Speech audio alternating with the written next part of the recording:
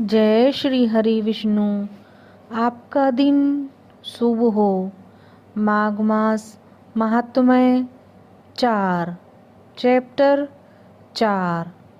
श्री वशिष्ठ जी कहने लगे कि हे राजन, अब मैं माघ के उस महात्म्य को कहता हूँ जो कार्तवीर्य के पूछने पर दत्तात्रेय ने कहा था। जिस समय साक्षात विष्णु के रूप में श्री दत्तात्रेय सत्य पर्वत पर रहते थे, तब महिष्मति के राजा सहस्त्रार्जुन ने उनसे पूछा कि हे योगियों, मैं श्रेष्ठ दत्तात्रेय जी, मैंने सब धर्म सुने हैं, अब आप कृपा करके मुझे माघ मास का महात्म्य कहिए। तब दत्तात्रेय जी बोले, जो नारद जी से ब्रह्मा जी ने कहा था वह माघ महात्म्य मैं तुमसे कहता हूँ। इस कर्म भूमि भारत में जन्म लेकर जिसने माघ स्नान नहीं किया उसका जन्म निष्फल हो गया। भगवान की प्रसन्नता, पापों के नाश और स्वर्ग की प्राप्ति के लिए माघ स्नान अवश्य करना चाहिए।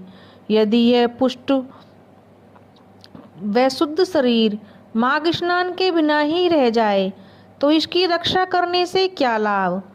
जल में बुलबुलों के समान, मक्खी जैसे तुच्छ जंतु के समान यह शरीर माघ स्नान के बिना मरण सम्मान विष्णु भगवान की पूजा न करने वाले ब्राह्मण, बिना दक्षिणा के श्राद्ध ब्राह्मण रहित, क्षेत्र रहित कुल के ये सब नाश के बराबर है।